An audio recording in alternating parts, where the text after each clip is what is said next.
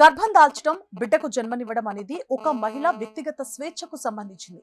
ఆమె ఇష్టానికి విరుద్ధంగా గర్భాన్ని కొనసాగించమని బలవంతం చేసే హక్కు ఏ కోర్టుకు లేదు అని సుప్రీంకోర్టు స్పష్టం చేసింది.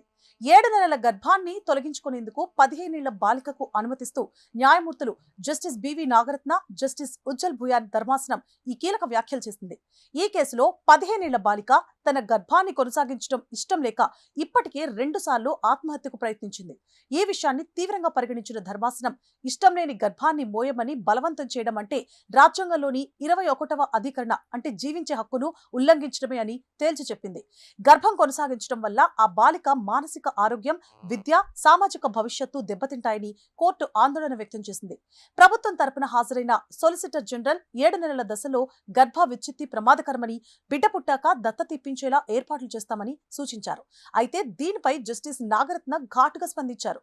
బిడ్డను దత్తత ఇవ్వవచ్చు అనే కారణంతో ఒక మైనర్ను బిడ్డకు జన్మనివ్వమని ఎలా నిర్బంధిస్తారు? ఇక్కడ గర్భిణి ఇష్టానికే ప్రాధాన్యత ఇవ్వాలి. పుట్టబోయే బిడ్డ కంటే ఆమె సంక్షేమమే మాకు ముఖ్యమని స్పష్టం చేశారు.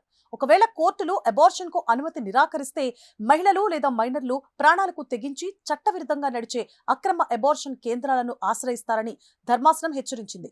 దీనివల్ల వారి ప్రాణాలకు మరింత ముప్పు వాటిల్లుతుందని ఆందోళన వ్యక్తం చేసింది. రహస్య పద్ధతుల ద్వారా గర్భ విచ్ఛిత్తికి పాల్పడి శాశ్వత హాని చేసుకునే అవకాశం ఉందని న్యాయస్థానం గుర్తు చేసింది. ఇంతకీ తీర్పులోని ముఖ్యాంశాలు ఏంటి అంటే, గర్భం తొలగించడం వల్ల ఉండే వైద్యపరమైన రిస్కుల కంటే బాధితురాలి మానసిక వేదనకే కోర్టు ప్రాధాన్యత ఇచ్చింది. ఢిల్లీలోని ఎయిమ్స్ ఆసుపత్రిలో అన్ని వైద్య జాగ్రత్తలతో ఈ ప్రక్రియను నిర్వహించాలని కోర్టు ఆదేశించింది.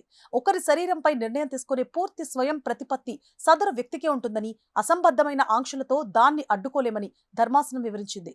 ఈ తీర్పు ద్వారా సుప్రీంకోర్టు మహిళల ఆత్మగౌరవానికి, వారి శరీరాల మీద వారికున్న హక్కుకు అత్యున్నత రక్షణ కల్పించింది.